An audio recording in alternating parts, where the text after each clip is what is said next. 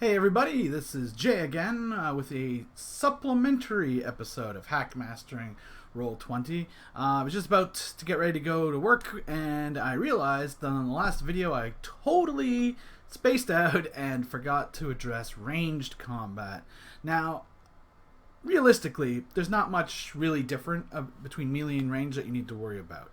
I'm going to open up my ranged macro here that I've got, and it looks pretty much the same as the melee one. It's just using the regular attack. You might have to make a separate field if it has a different value, but almost every monster uses the same 2-hit score, and its damage is its ranged damage.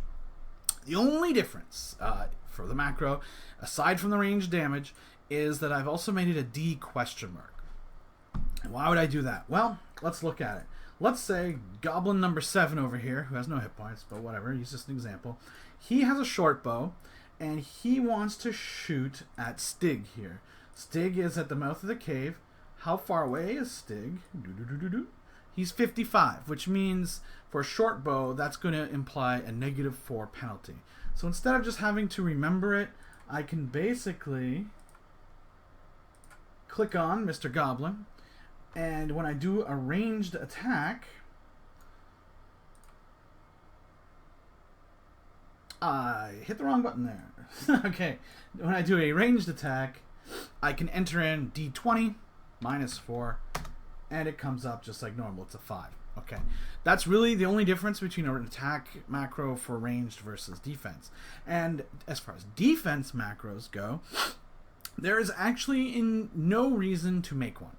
That is because, unless you have the defense talent, you do not roll an actual defense roll when you're attacked with a ranged weapon. Instead, you just either roll a flat D20 if your character has been moving, or you roll a D12 if they have been stationary. And that's it. So in this case, if Stig had been standing still, if he hasn't gone yet, for instance, or whatever, he would have just got hit. And if he was moving, though, that would have been a miss. Pretty straightforward stuff. The only other thing is there's cover if you have shields. And I thought about making macros for those, but in my opinion, again, that's something that's just not worth the time.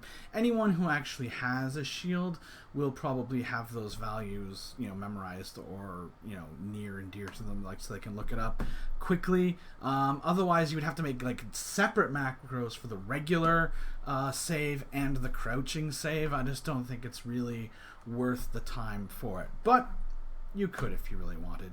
But yeah, that's just, I wanted to quickly add that in. I totally forgot about ranged combat in the last video, and I just wanted to add that in before I made the next one. Alright, again, if you guys have any questions, let me know. Hope that answers everything, and geez, I hope I didn't forget something else. I probably did, but whatever. See you guys next time.